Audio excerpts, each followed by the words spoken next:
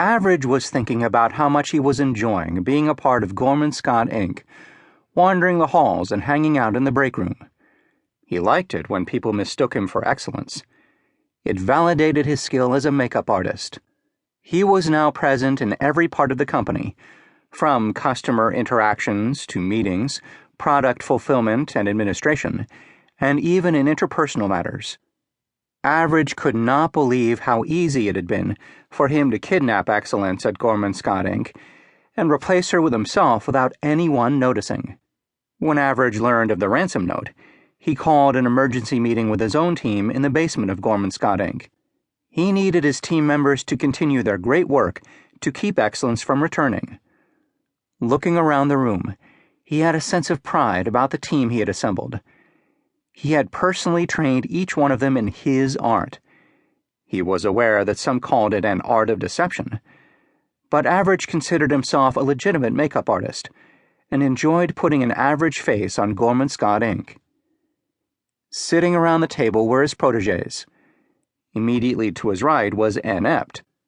Average was never happier than when he was in the presence of Inept, who was a master at convincing the higher-ups that the return on investment for training and education was not worthwhile. Average had heard Inept's arguments so many times that he could repeat them word for word. "Look," Inept would say with conviction, "you hire smart and talented people. Just show them the ropes. Point them in a direction. Don't waste a lot of time and money on orientation and extended training programs. In a short time, you will figure out whether they get it or not. If they do, great. If not, you will replace them with someone who does." Average was keenly aware that employees could have a good attitude and all the other elements for excellence, but if they were not competent in their work, customers would not be pleased with the total experience of doing business with the company. The opposite was also true. An employee could be great at the technical aspects of the job, but if he or she didn't have a good attitude, the customer experience could still be easily below average.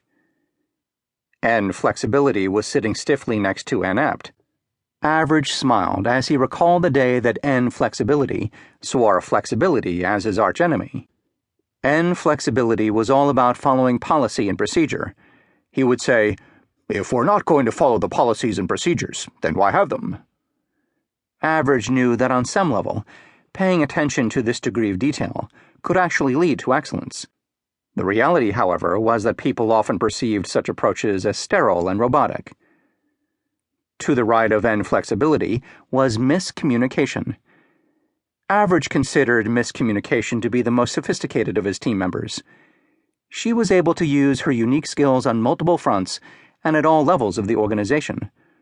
From an administrative perspective, she was adept at confusing messages from leadership about the new and improved programs the company was rolling out.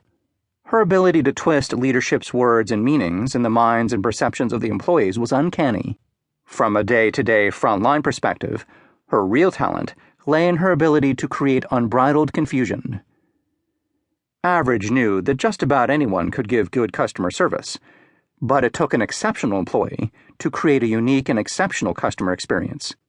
Miscommunication fostered the confusion that prevented this. She helped the employees to see the customers as stupid, or manipulators, or unreasonable, and thus the employees treated them as such. Although Average did not claim to understand how she accomplished this unique psychological feat, he knew that the usual outcome would be an average or below average customer experience. Next at the round table was Different.